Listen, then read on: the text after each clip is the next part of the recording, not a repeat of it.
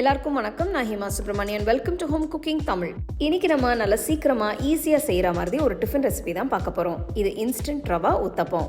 உங்க வீட்டுக்கு யாராவது சட்டுன்னு கெஸ்ட் வந்தாங்கன்னா இல்லைனா சீக்கிரமா நீங்க ஏதாவது டிஃபன் செய்யணும்னா இந்த ரெசிபி ஒரு பர்ஃபெக்ட் சாய்ஸ்ன்னு சொல்லுவேன். ஸோ வாங்க இது ரவா உத்தப்பம் எப்படி செய்யறதுன்னு பார்க்கலாம்.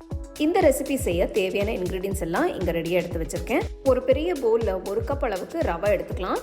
இது 250 ml கப். இது கூட 1/2 கப் அளவுக்கு அவல் எடுத்து 2-3 தடவை கழுவி கொஞ்ச நேரம் தண்ணியில ஊற வச்சு சேர்த்துக்கலாம். பாருங்க, அவல் நல்லா சாஃப்டா இருக்கு.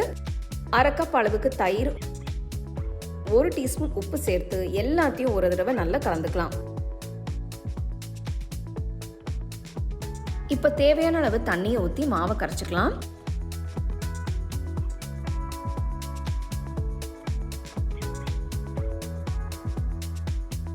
மாவு கொஞ்சம் கெட்டியா இருந்தா இன்னும் கொஞ்சம் தண்ணி ஊற்றி கரைச்சிக்கோங்க.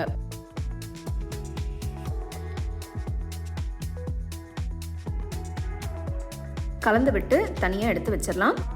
ஒரு பேன்ல 1 டேபிள் ஸ்பூன் எண்ணெயை ஊற்றி எண்ணெய் சூடானதும் 1 டீஸ்பூன் கடலைப்பருப்பு, 1 டீஸ்பூன் கடுகு, 1 டீஸ்பூன் சீரகம் சேர்த்து வறுத்து எடுத்துக்கலாம்.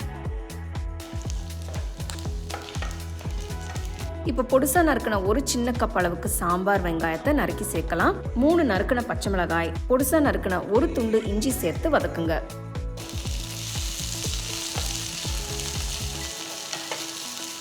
இது கூட கொஞ்சம் ஃப்ரெஷ்ஷான கருவேப்பிலை, 1/4 டீஸ்பூன் உப்பு, கொஞ்சம் பெருங்காயத்தூள் சேர்த்து நல்லா மிக்ஸ் பண்ணிக்கலாம். இப்போ ஸ்டோவை ஆஃப் பண்ணிட்டு துருவி வச்ச 2 கேரட் சேர்த்து ஒரு தடவை கலந்து விட்டு தாளிப்பை வேற போலுக்கு மாற்றி வச்சிருங்க.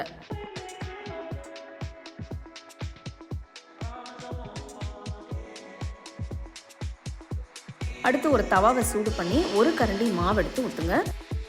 இப்போ ஊத்தப்பம் மேலே நம்ம ரெடி பண்ணி வச்சிருக்கிற தாளிப்பை மெதுவாக கொஞ்சமாக ஸ்ப்ரெட் பண்ணுங்க. மேலே கொஞ்சமாக ஃப்ரெஷ்ஷான கொத்தமல்லியை நறுக்கி சேர்க்கலாம்.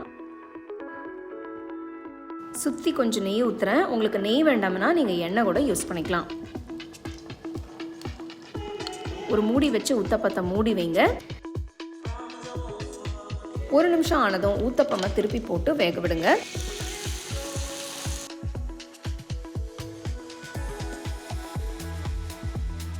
ஒரு நிமிஷம் வெந்ததும் தவாலேருந்து எடுத்துடலாம். சூடான இன்ஸ்டன்ட் ரவா உத்தப்பம் தயாராயிடுச்சு. இதை சூடா நீங்க தேங்காய் சட்னி இல்லைன்னா தக்காளி சட்னி வச்சு சர்வ் பண்ணலாம். ரொம்ப ஈஸியான நல்ல டேஸ்டியான ரெசிபி சட்டுன்னு செஞ்சிடலாம். கண்டிப்பா ட்ரை பண்ணி பாருங்க. அப்படியே உங்க ஃபேமிலி ஃப்ரெண்ட்ஸோட ஷேர் பண்ணுங்க.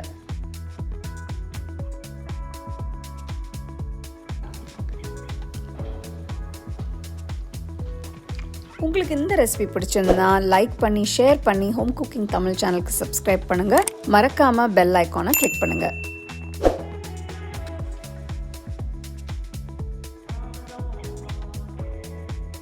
You can now buy the second edition of our home cooking book at shop.homecookingshow.in.